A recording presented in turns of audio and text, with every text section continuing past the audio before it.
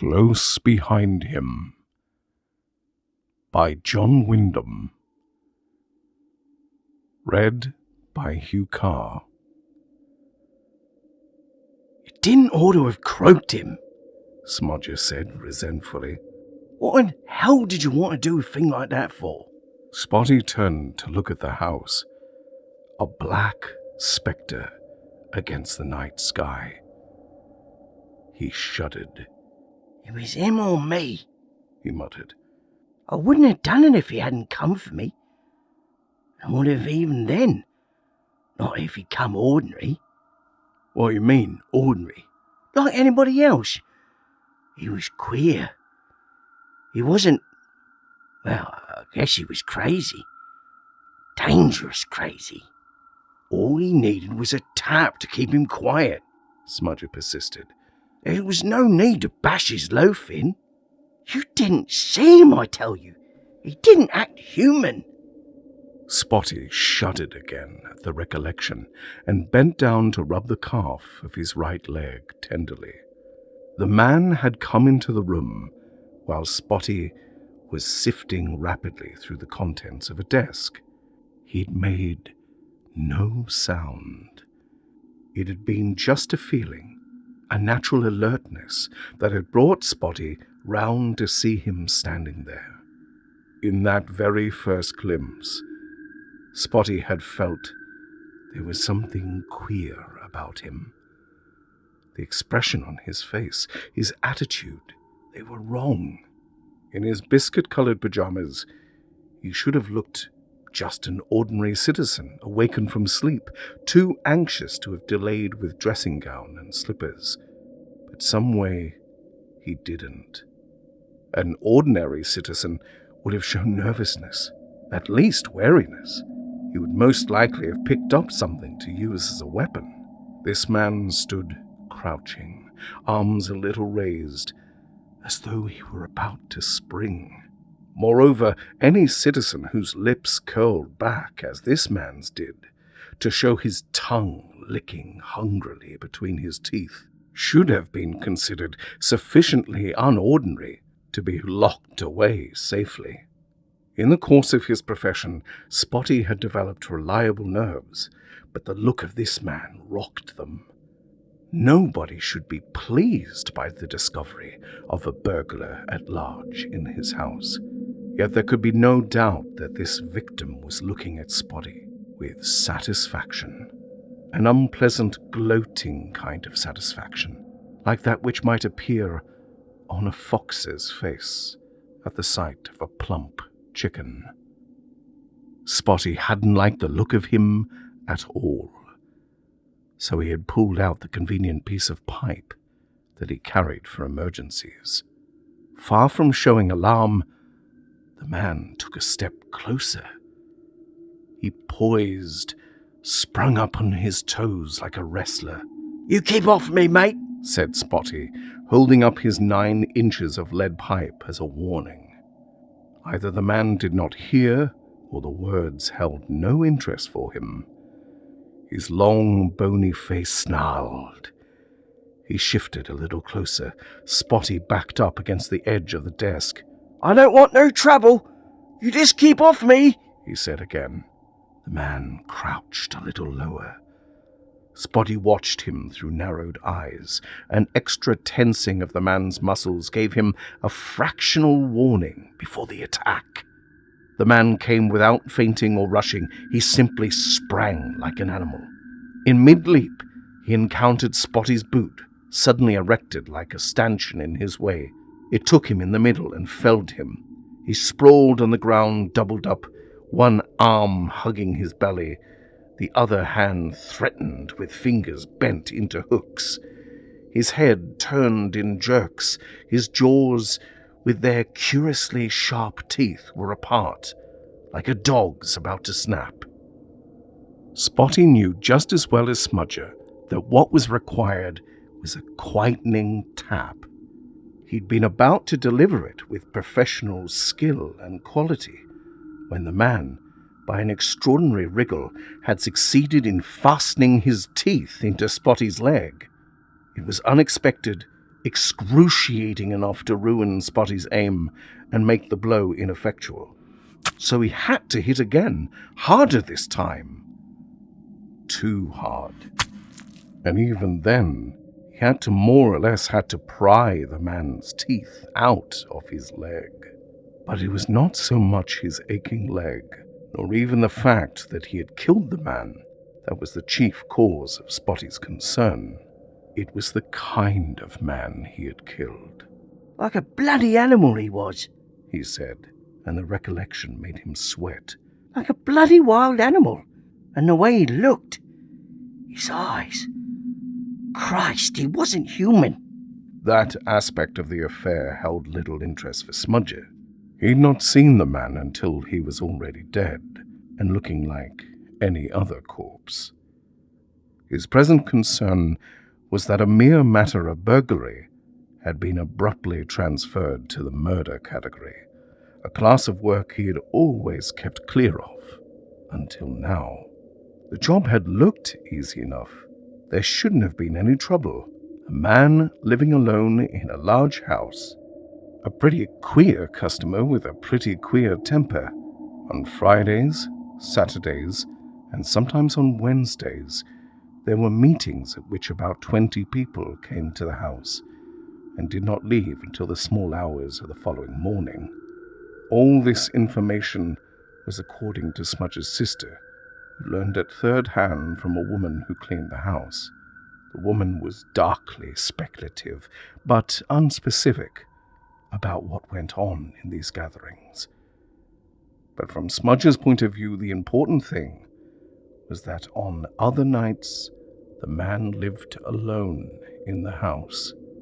He seemed to be a dealer of some kind. People brought odd curios to the house to sell him. Smudger had been greatly interested to hear that they were paid for, and paid for well, in cash. That was a solid, practical consideration.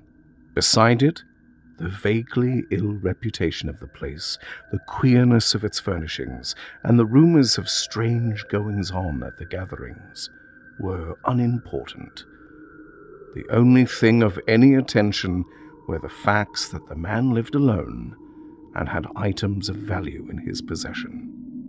Smudger had thought of it as a one-man job at first, and with a little more information, he might have tackled it on his own.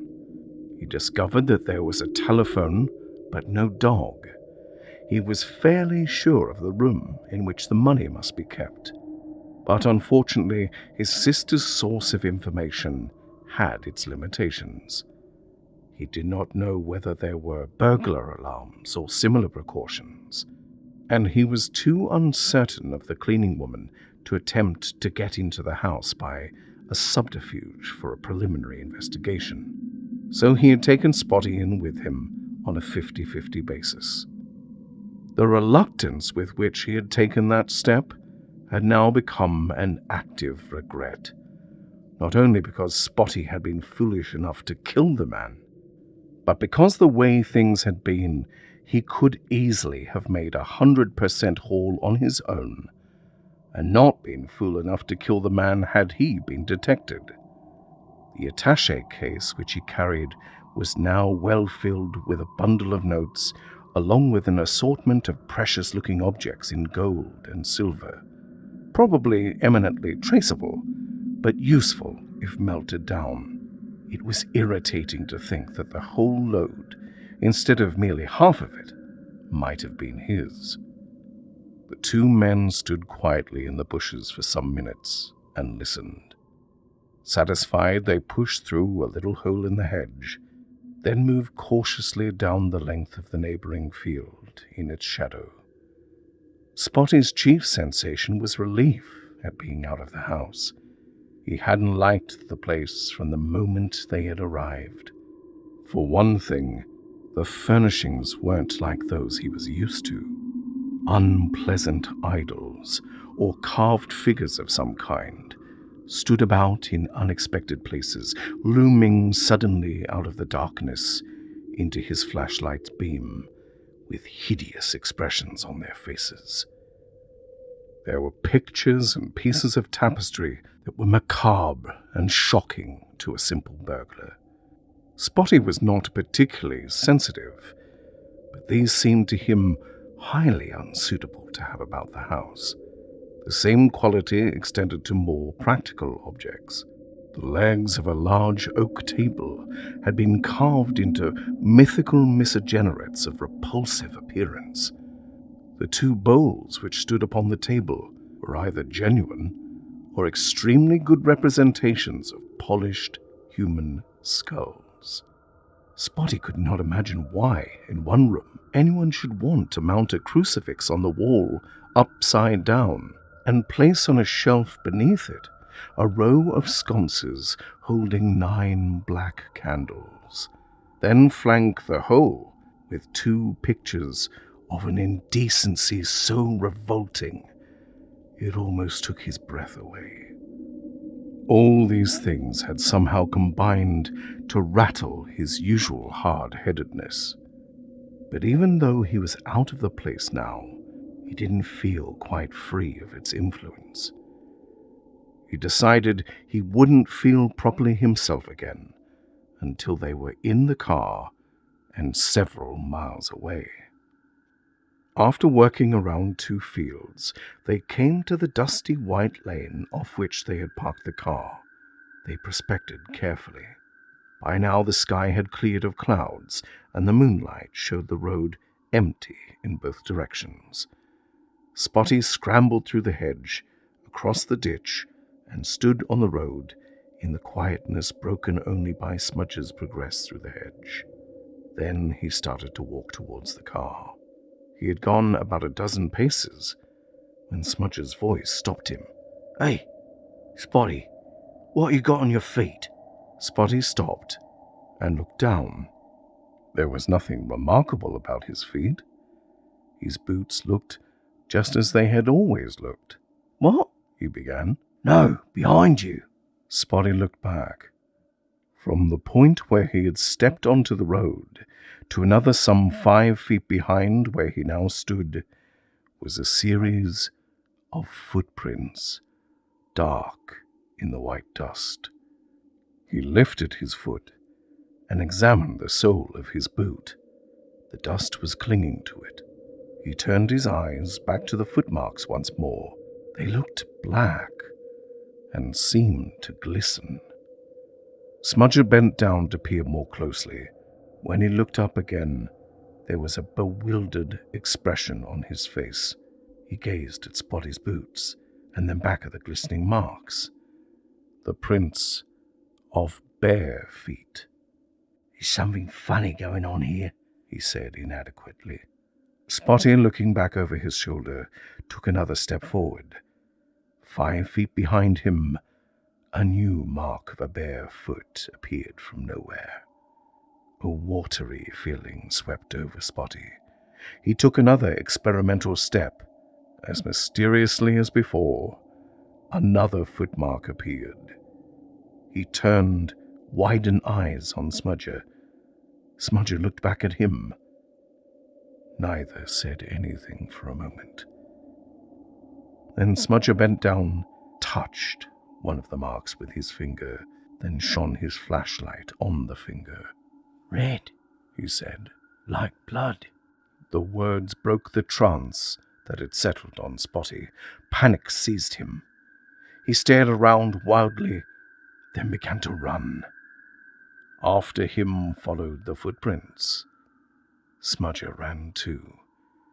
He noticed that the marks were no longer the prints of a full foot, but only the forepart, as if whatever made them were also running. Spotty was frightened, but not badly enough to forget the turn where they had parked the car beneath some trees. He made for it and clambered in. Smudger, breathing heavily, got in on the other side and dropped the attaché case in the back. "Going to get out of this lot quick," Spotty said, pressing the starter. "Take it easy," advised Smudger. "We gotta think." But Spotty was in no thinking mood. He got into gear, jolted out of hiding, and turned down the lane. A mile or 2 farther on, Smudger turned back from craning out the window. Not a sign, he said, relieved. Reckon we've ditched it. Whatever it was. He thought for some moments. Then he said, Look here, if those marks were behind us all the way from the house, they'll be able to follow them by daylight to where we parked the car. They'd have found the car marks anyway, Spotty replied. But what if they're still following? Smudger suggested. You just said they weren't. Maybe they couldn't keep up with us. But suppose they're coming along somewhere behind us, leaving a trail. Spotty had greatly recovered. He was almost his old practical self again. He stopped the car. All right, we'll see, he said grimly. And if they are, what then? He lit a cigarette with a hand that was almost steady. Then he leaned out of the car, studying the road behind them. The moonlight was strong enough to show up any dark marks. What you reckon it was? He said over his shoulder. We can't both have been seeing things. They're real enough. Smudger looked at the stain still on his finger. On a sudden idea, Spotty pulled up his right trouser leg. The marks of the teeth were there, and there was a little blood, too, soaking into his sock, but he couldn't make that account for anything. The minutes passed. Still, there was no manifestation of footprints. Smudger got out and walked a few yards back along the road to make sure. After a moment's hesitation, Spotty followed him. Not a sign, Smudger said. I reckon. Hey, he broke off, looking beyond Spotty. Spotty turned around. Behind him was a trail of dark, naked footprints leading from the car. Spotty stared. He walked back to the car. The footprints followed. It was a chastened Spotty who sat down in the car. Well? Smudger had nothing to offer. Smudger, in fact, was considerably confused. Several aspects of the situation were competing for his attention. The footsteps were not following him, so he found himself less afraid of them than of their possible consequences. They were laying a noticeable trail for anyone to follow Spotty, and the trouble was that the trail would lead to him too, if he and Spotty kept together. The immediate solution that occurred to him was that they split up and Spotty take care of his own troubles. The best way would be to divide the haul right here and now. If Spotty could succeed in shaking off the footprints, good for him. After all, the killing was none of Smudger's affair. He was about to make the suggestion when another aspect occurred to him. If Spotty were picked up with part of the stuff on him, the case would be clinched. It was also possible that Spotty, in a bad jam with nothing to lose, might spill. A far safer way would be for him to hold on to the stuff. Then Spotty could come for his share when and if he succeeded in losing the telltale prints. It was obviously the only safe and reasonable course. The trouble was that Spotty, when it was suggested to him, did not see it that way. They drove a few more miles, each occupied with his own thoughts. In a quiet lane, they stopped once more. Again, Spotty got out of the car and walked a few yards away from it. The moon was lower, but it still gave enough light to show the footprints following him. He came back looking more worried than frightened. Smudger decided to cut possible loss and go back to his former plan. Look here, he suggested. What say we share out the takings now, and you drop me off a bit up the road? Spotty looked doubtful, but Smudger pressed. If you can shake that trail off, well and good. If you can't, well, there's no sense in us both getting pinched, is there? Anyway, it was you who croaked him, and one has a better chance of getting away than two. Spotty was still not keen, but he had no alternative to offer. Smudger pulled the attaché case out of the back and opened it between them. Spotty began to separate the bundles of notes into two piles. It had been a good haul. As Smudger watched, he felt a great sadness that half of it was going to benefit nobody when Spotty was picked up. Sheer waste, it seemed to him. Spotty, with his head bent over his work, did not notice Smudger draw the piece of lead pipe out of his pocket. Smudger brought it down on the back of his head with such force and neatness that it is doubtful whether Spotty ever knew anything about it. Smudger stopped the car at the next bridge and pushed Spotty's body over the low wall. He watched as the ripples widened out across the canal below. Then he drove on. It was 3 days later that Smudger got home. He arrived in the kitchen, soaked to the skin and clutching his attaché case. He was looking worn, white, and ready to drop. He dragged a chair away from the table and slumped into it. "Bill," his wife whispered. "what is it? Are they after you?" "No, Liz. At least, it ain't the cops. But something is." He pointed to a mark close inside the door. At first she thought it was his own wet footprint. "Get a cloth, Liz. Clean up the front step and passage before anyone sees it," he said. She hesitated, puzzled. "For God's sake, do it quick, Liz," he urged her. Still half bewildered, she went through the dark passage and opened the door. The rain was pelting down, seeming to bounce up from the road as it hit. The gutters were running like torrents. Everything streamed with wetness, save the doorstep, protected by a small jutting porch. And on the step was the blood-red print of a naked foot. In a kind of trance, she went down on her knees and swabbed it clean with the wet cloth. Closing the door, she switched on the lights and saw the prints leading towards the kitchen.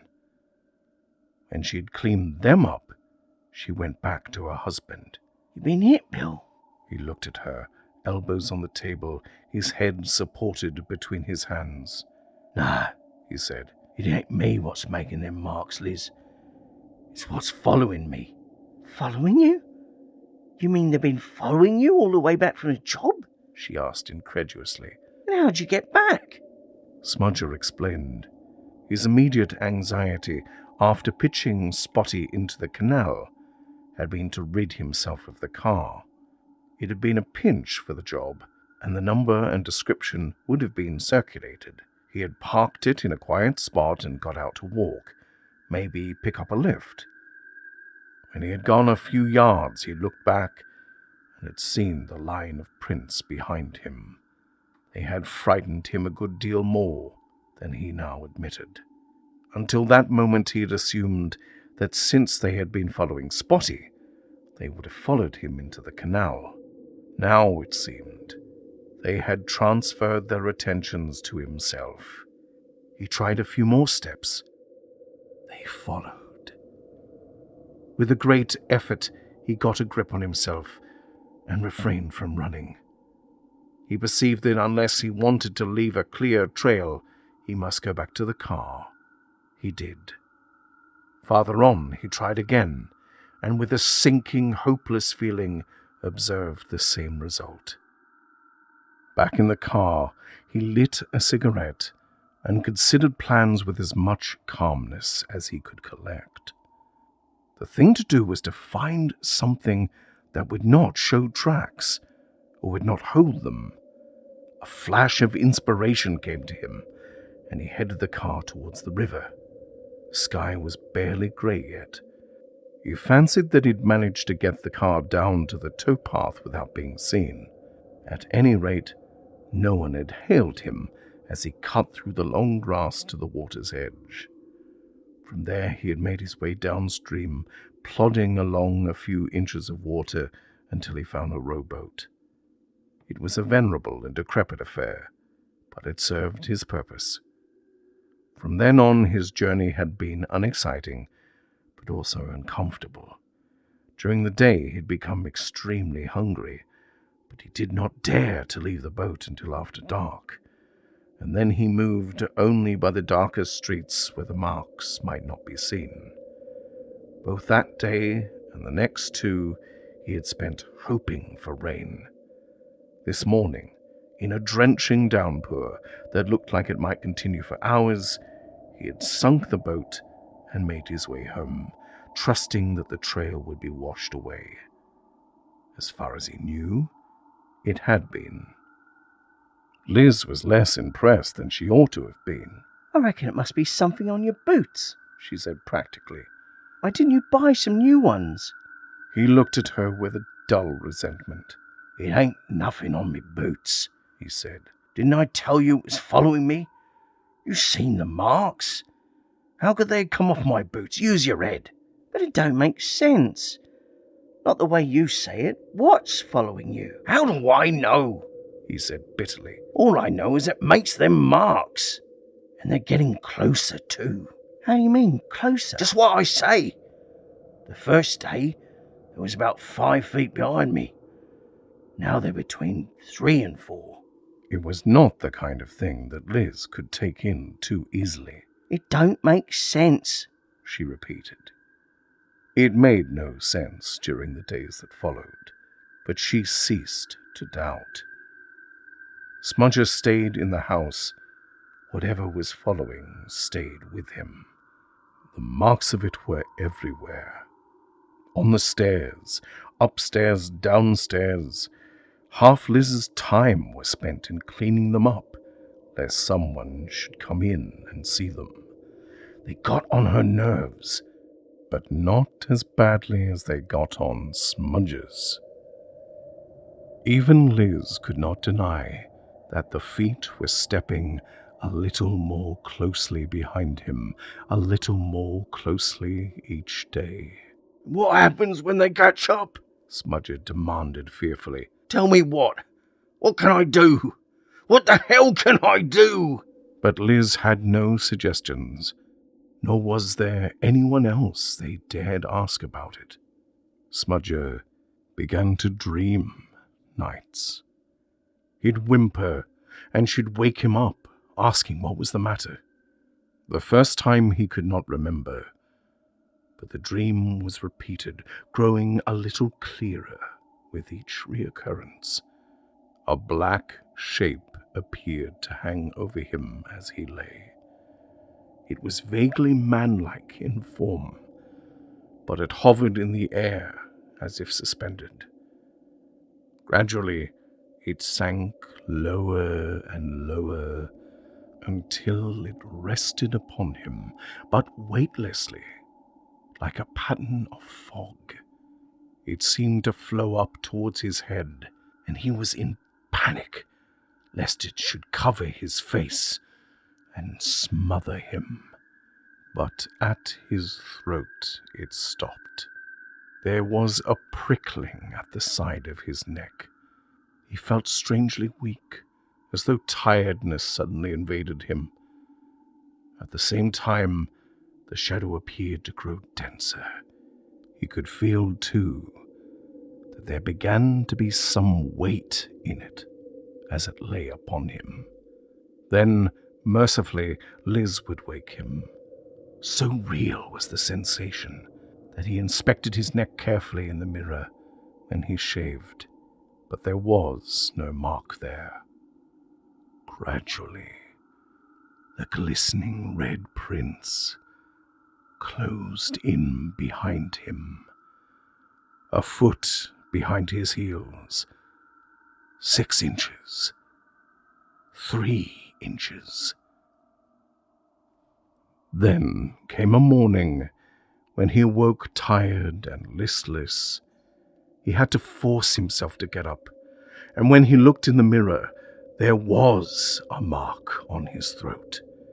He called Liz in a panic, but it was only a very small mark, and she made nothing of it. But the next morning his lassitude was greater. It needed all his willpower to drag himself up.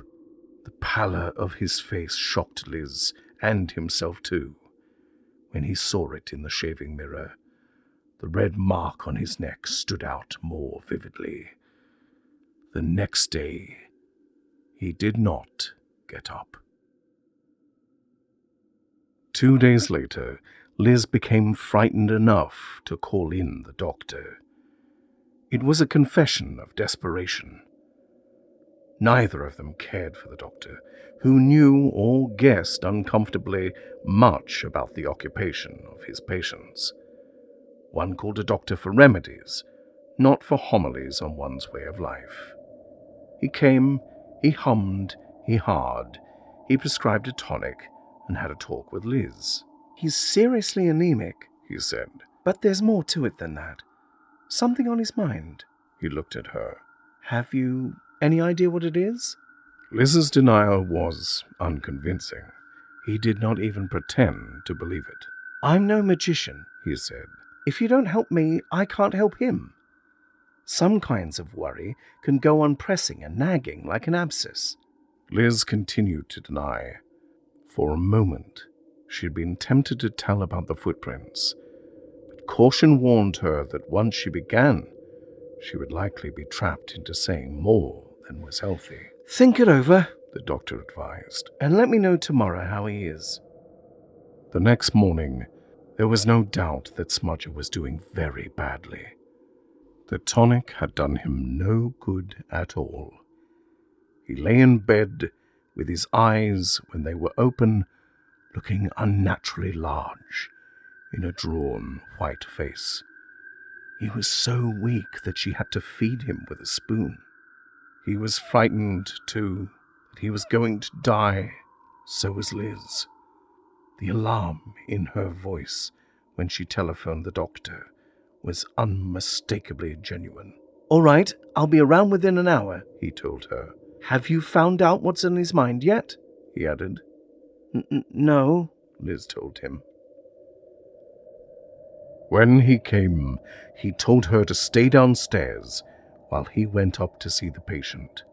It seemed to her that an intolerably long time passed before she heard his feet on the stairs, and she went out to meet him in the hall. She looked up into his face with mute anxiety.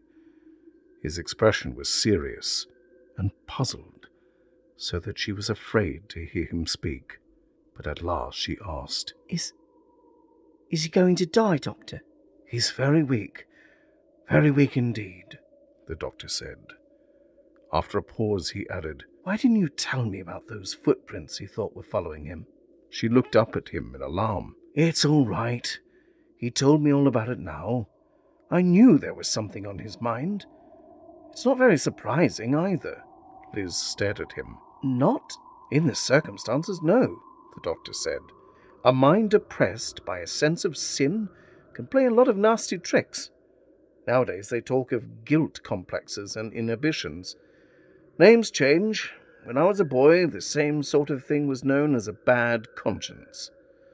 When one has the main facts, these things become obvious to anyone of experience. Your husband was engaged in, well, to put it bluntly, burgling the house of a man whose interests were mystic and occult. Something that happened there gave him a shock and unbalanced his judgment. As a result, he has difficulty in distinguishing between the real things he sees and the imaginary ones his uneasy conscience shows him. It isn't very complicated. He feels like he's being dogged. Somewhere in his subconscious lies the lines from the Ancient Mariner. Because he knows a frightful fiend doth close behind him tread. And the two come together. And in addition to that, it appears to have developed a primitive, vampiric type of phobia. Now, once we're able to help him dispel this obsession, he broke off, suddenly, aware of the look on his listener's face. "What is it?" he asked. "But Doctor," Liz said, "those footprints. She was cut short abruptly by the sound from above that was half groan and half scream. The doctor was up the stairs before she could move. When she followed him, It was with a heavy certainty in her heart. She stood in the doorway, watching as he bent over the bed. In a moment he turned, grave-eyed, and gave her a slight shake of his head.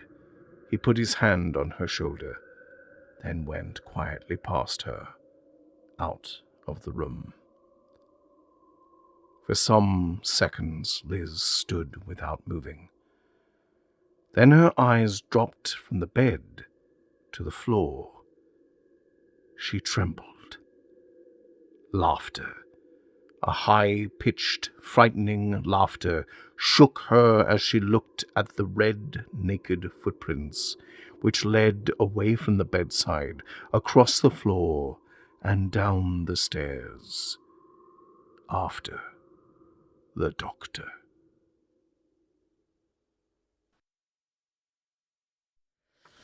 I close the book for the last time this year. I want to thank everyone for supporting the Black Dog Chronicles. Please share this story with your friends. Put it on your favorite social media page. Don't forget to like, and if you haven't subscribed already, please subscribe. We'll have lots of new things for you to enjoy next year. Due to popular demand, I will be making the 10 original stories available to purchase. Stay tuned and find out more about that soon. I hope you have a great new year and come back to listen to the Black Dog Chronicles next year. But, as always, look out for the shadows.